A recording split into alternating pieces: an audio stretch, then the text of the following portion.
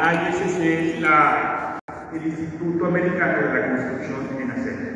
Y ellos se enfocaron en la parte de diseño, y a partir de ahí se creó este estándar que nos dice precisamente qué requerimientos de diseño vamos a aplicar para que ese colapso de esas estructuras no volviera a ocurrir.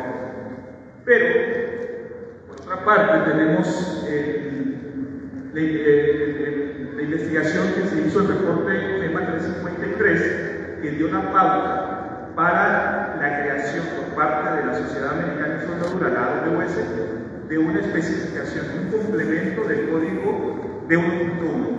Este complemento se llama AWS de 1.8, que nos dice cómo y quién va a hacer la aplicación de la soldadura de ciertas puntas críticas. En la cuestión de cálculo estructural existen dos tipos de miembros.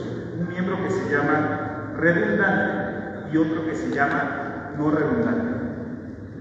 Un miembro redundante quiere decir que si falla ese miembro, la estructura no va a fallar, no se va a colapsar, porque es redundante. Hay más elementos, la carga que estaba soportando ese miembro se distribuye a los otros elementos y la estructura no falla, ¿sale? Pero existen otros miembros que son no redundantes, que son los más críticos. Si llega a fallar ese miembro, o se cae el puente o la estructura, o ya no puede ser utilizado para el servicio al cual fue diseñado. Muy bien, el tema del sistema de gestión de calidad en la soldadura lo podemos dividir en dos partes. Por un lado está el control de la calidad y por el otro el aseguramiento de la calidad. ¿A qué se refieren estos dos conceptos? El primero, aseguramiento de la calidad, se enfoca en prevenir que los defectos ocurran, ¿vale? Es más, se enfoca en el proceso. Aquí podemos enlistar algunas actividades como auditoría del proceso, la calificación de un procedimiento de soldadura, la calificación del soldador. ¿Para qué calificamos un procedimiento de soldadura? ¿Cuál es el objetivo? Resulta que tú tienes que elegir un metal base, tienes que elegir un metal de aporte, ¿sale? Y tienes que elegir parámetros de soldadura. Una vez que haces la prueba, mandas a hacer pruebas de laboratorio y la finalidad de ese WPS es garantizar las propiedades mecánicas que tú primas a partir de qué? Del diseño, ¿vale? Si las pruebas son satisfactorias, redactas el procedimiento y lo pasas a construcción o a tu línea de producción. Y se entiende que con esos parámetros que ayer te daban un artículo que es la receta de cocina, que concretamente decía, tú le vas a dar la receta de cocina al soldador para que siga esos parámetros y garantices que esa propiedad mecánica que resultaron del PQR, que es el registro de la calificación del procedimiento, se garantice en la fabricación del componente. Y por otro lado, tienes que calificar al soldador. Ayer decía el doctor Ángelo que es para garantizar que el soldador tiene la competencia, tiene la habilidad para crear soldaduras sanas. Cuando hablamos de soldaduras sanas, no quiere decir que no va a tener ninguna discontinuidad, sino quiere decir que va a cumplir los requerimientos de calidad que se definieron, ya sea en la especificación del cliente o en el código de construcción. ¿Hasta aquí vamos bien? Ok. Y por otro lado está el control de calidad, UC por sus siglas en inglés, y este se enfoca en el producto. Ya pasó el proceso de fabricación, ahora ya tenemos el producto final y hay que hacer una inspección, una validación. Este es un proceso más reactivo, igual de importante que el anterior, y pues es necesario. Y se encarga de detectar los defectos. El control de calidad tiene el objetivo de que no se vaya ningún escape con el cliente, ¿sale? Muy bien, ¿la que sigue? Y ayer también el ingeniero Kevin, que hizo la presentación de la industria automotriz, mencionaba el concepto de calidad, que para mí también es el que mejor encaja en este aspecto. ¿Qué nos dice?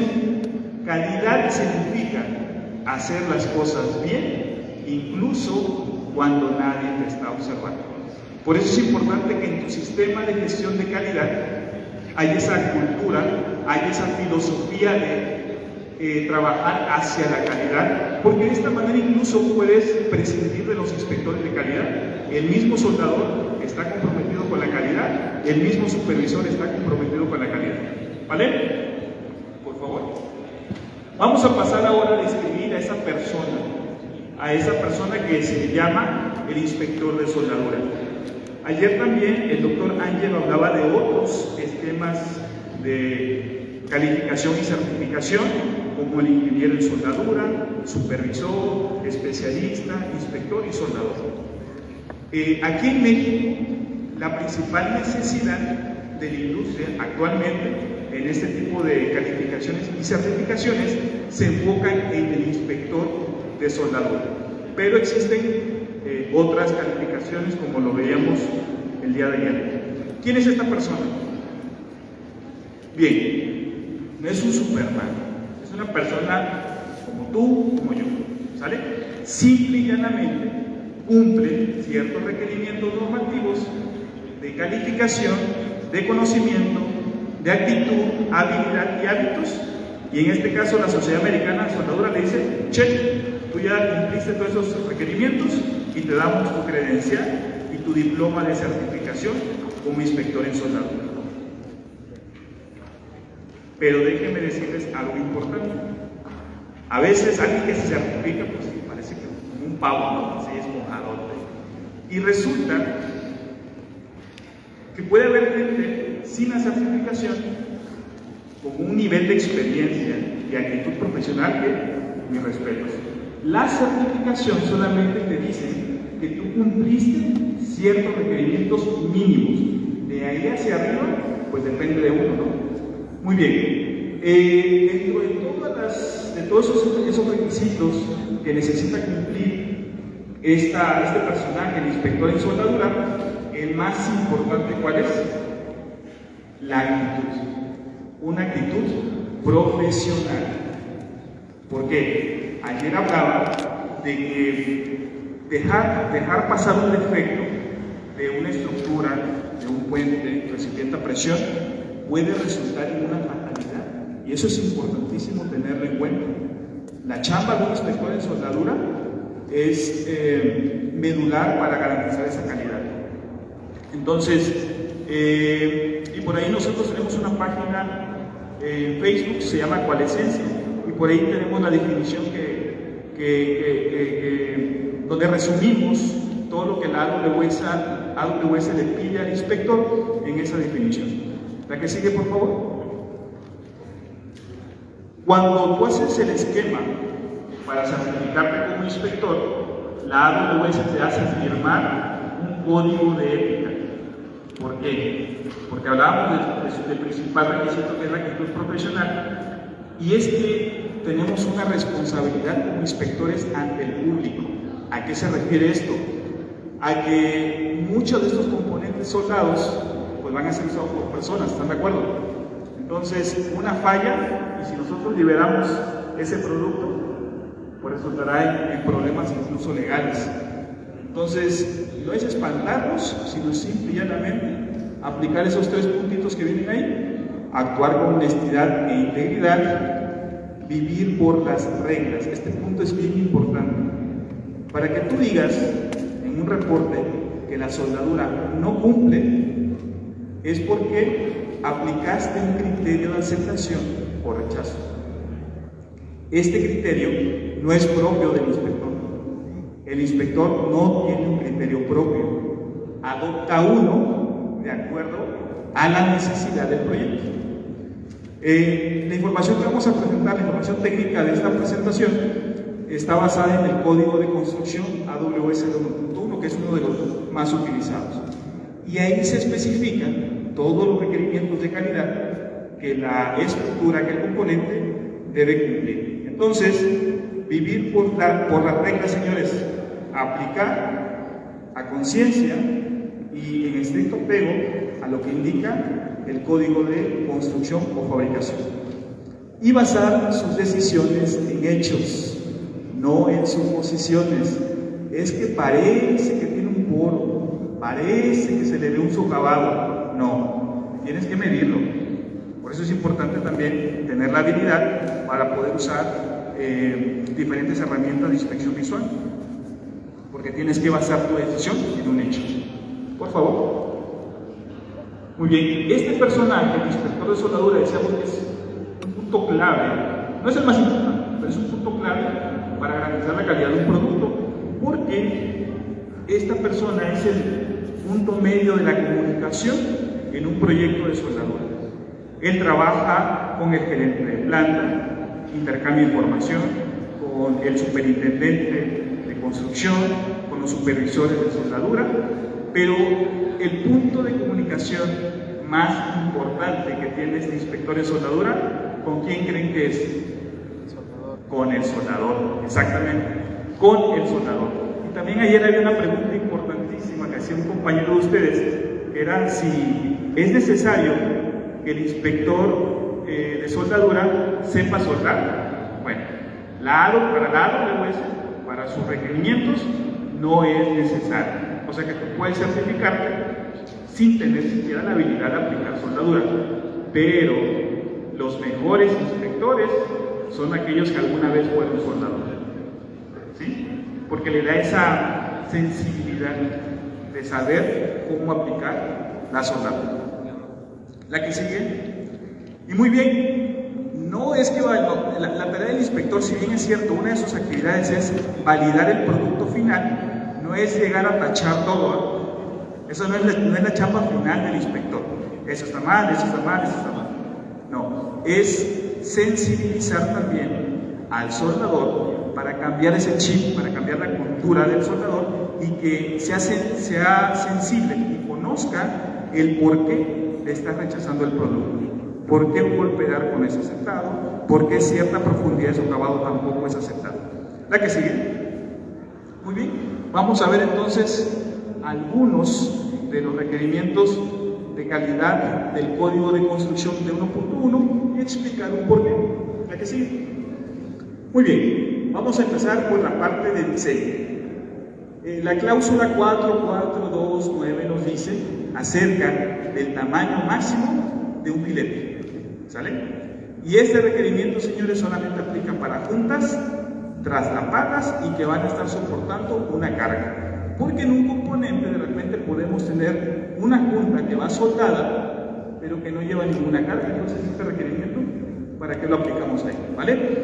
Y dice que si el espesor del material es menor a 1/4 de pulgada, tu tamaño máximo de filete es el mismo espesor de la placa. Pero si tu espesor de placa es de 1/4 o mayor, el máximo tamaño de filete que vas a poder depositar en esa junta, ¿cuánto es? 1/16 menos del espesor de la placa. ¿Sí se entiende? Ahora, he visto que muchos departamentos de diseño toman esta regla para todos los tipos de juntas y el código es muy clarito. Solamente aplican para juntas traslapadas y que van a estar soportando una carga. Pero la pregunta es, ¿por qué? ¿Cuál es el fondo de ese requerimiento? Fíjate muy bien en esta imagen. ¿Sí la ven? ¿Cómo se llama este punto donde las dos piezas están más próximas una de otra? Raíz de la junta. ¿Sale?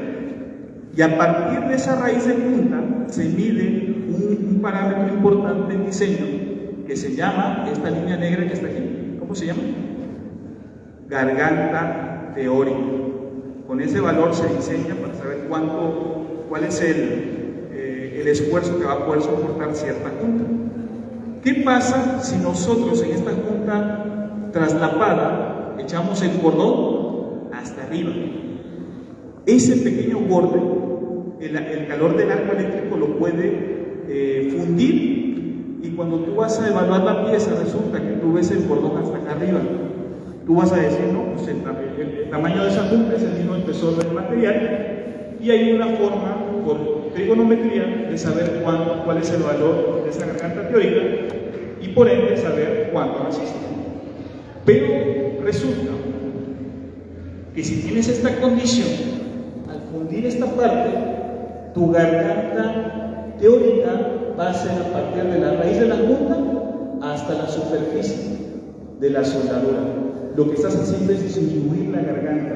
Físicamente pareciera, no ves lo que hay adentro, pero físicamente pareciera que tiene la garganta requerida, pero al momento de fundir ese borde de la parte superior, cambias o reduces la garganta teórica. Entonces, la junta te puede quedar con una resistencia menor a la cual fue diseñada. Y de ahí es el por qué el código pone esa restricción en el tamaño máximo del filete. ¿Hay que seguir?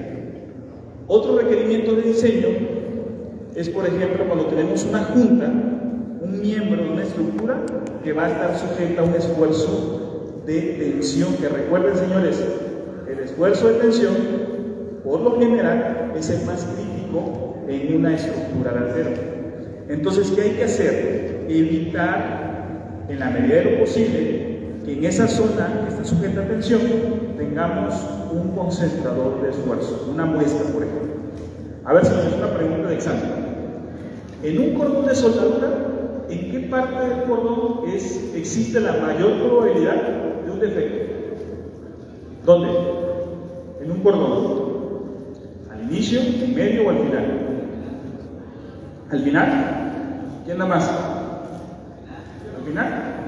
¿En medio? Bueno, al inicio y al final son los puntos más críticos. ¿Por qué? Al inicio porque apenas se está estabilizando el arco eléctrico, y al final porque depende mucho de cómo el soldador remata o cómo termina el cordón. Si lo termina muy rápido sin dejarle aporte, va a quedar un perfil cóncavo, que también ya sabemos que ese perfil normalmente su superficie va a estar sujeta a tensión y eso no es bueno, ¿vale?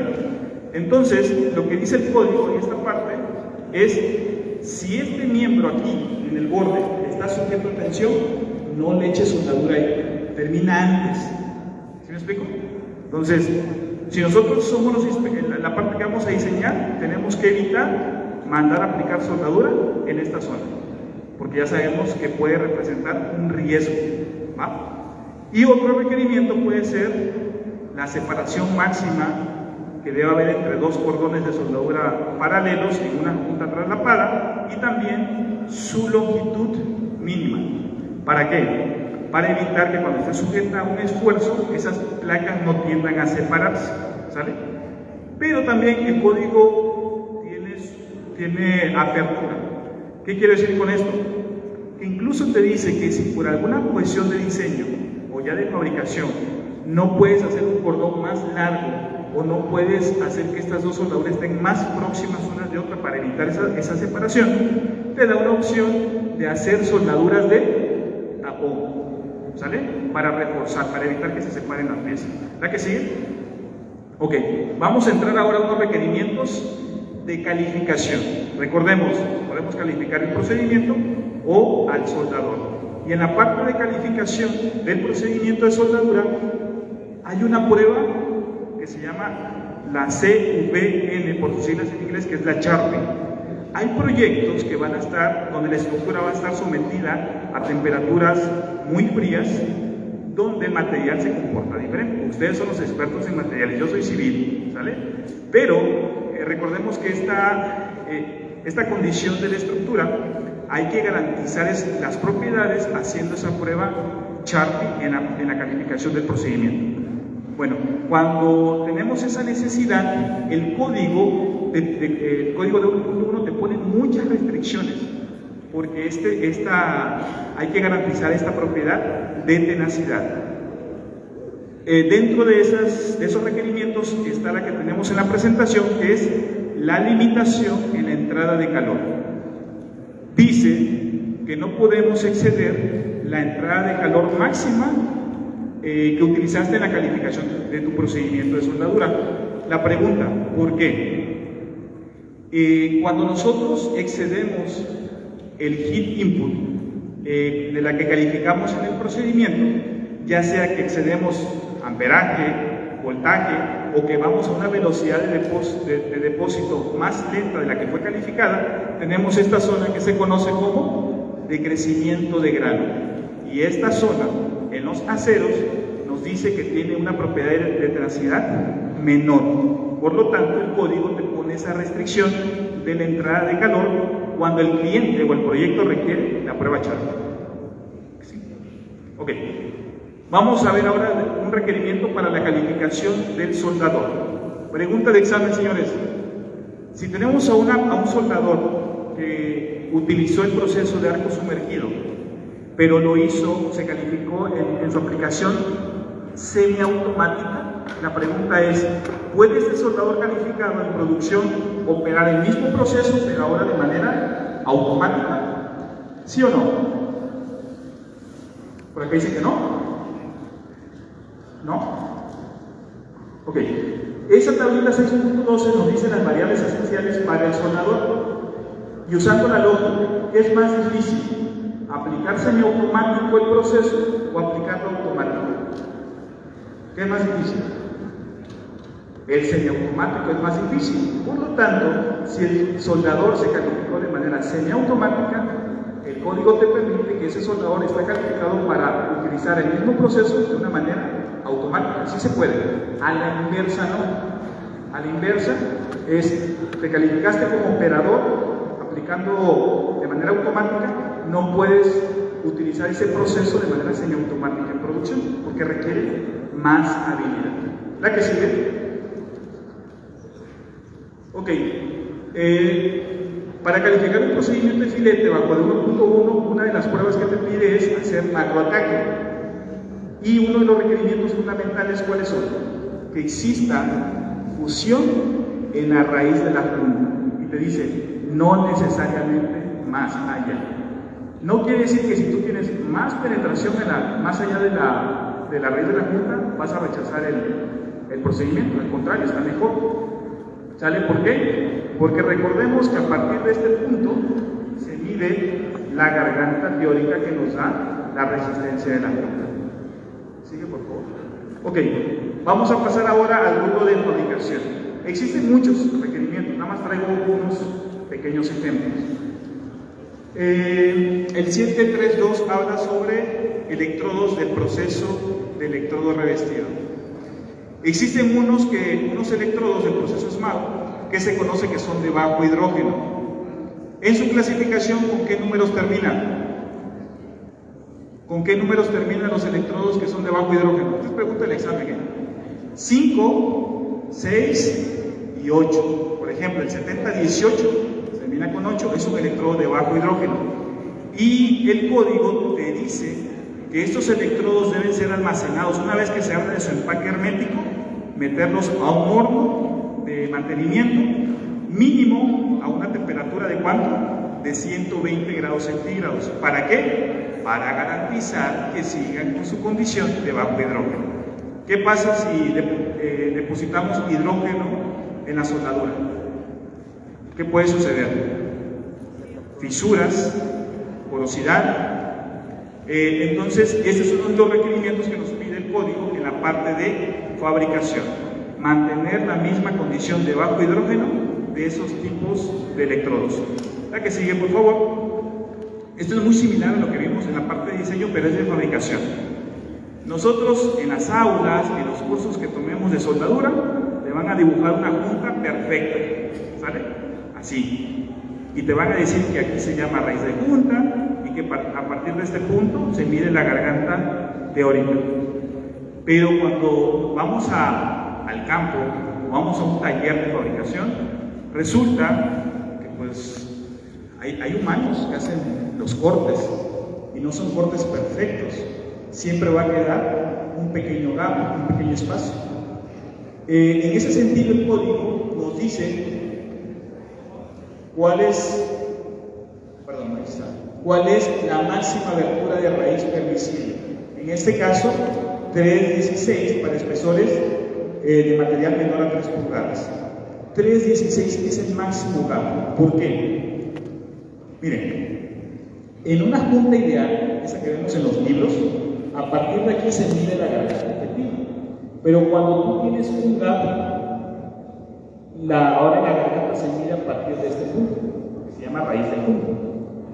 Entonces, si nosotros no consideramos a la hora de inspeccionar, antes de soldar, este gap o esta abertura de raíz, y el soldador hace el tamaño que pide el plano, que es este, por ejemplo, la garganta teórica ya no la vamos a medir de aquí, sino a partir de este punto, y va a ser solamente este pedacito. Muy similar al requerimiento que vimos en diseño. Vamos a reducir su garganta teórica y por lo tanto su resistencia. El código te dice, si tienes una abertura a partir de un 16 y hasta 3,16, que es lo máximo permitido, lo que tienes que hacer es compensar en fabricación y decirle al soldador, si por ejemplo el plano pedía 3/8 de pulgada de tamaño de filete y el que armó dejó 1/8, ese octavo se lo tiene que compensar al tamaño de filete que pide el plano. Tú como inspector no le vas a exigir los 3/8 que es el plano, sino le tendrás que exigir media pulgada para compensar esa disminución en la garganta teórica. ¿La que sigue? Bueno, ya pasando al último punto de requerimientos de calidad, vamos a entrar a la parte de inspección.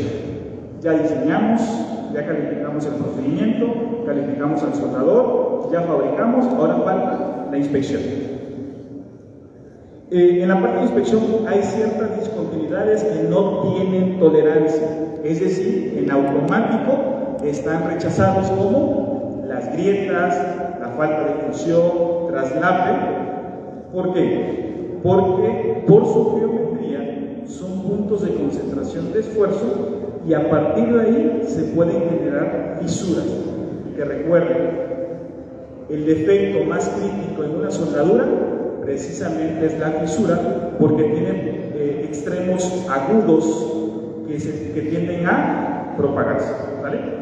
Muy bien. Solamente existe de los códigos de fabricación que un servidor ha utilizado, solamente hemos visto que en el API 1104 permite un tipo de grieta que es la grieta tipo estrella, que se da en el cráter en un remate de soldadura y te permite máximo 5/16 de pulgada, ¿vale? Pero solamente en una zona y un tipo de grieta. ¿Va? La que sigue, por favor. Tampoco está permitido en una junta de ranura excedernos en ese refuerzo de soldadura. Otros códigos le llaman corona, que es la misma parte de la junta, porque son concentradores de esfuerzo. La regla es que haya una transición suave entre metal base y metal de soldadura. Un cambio muy abrupto al dejar, por ejemplo, un exceso de convexidad en un filete o un exceso de refuerzo en una ranura genera puntos de concentración de esfuerzo y podemos tener una fisura en el pie de la soldadura. ¿Sabían ustedes que por el código de 2.1 tú puedes dejar un tamaño de filete menor al que pide el plano? Sí te permite bajo ciertas consideraciones y bajo cierto porcentaje de longitud de punta. Pero para ese tipo de estructuras que son vigas armadas, te dicen que esa disminución no se la vas a poder aplicar en esta distancia, que es 2 veces el ancho del patín. ¿Por qué? Porque el código define que esa zona es la que va a estar soportando mayores esfuerzos y ahí no te permite hacer ninguna disminución. Muy bien, señores, como conclusión, los requerimientos de calidad en la soldadura tienen el objetivo de disminuir la probabilidad de falla de un componente para que pueda dar el servicio al cual fue diseñado. Cuando se hace un diseño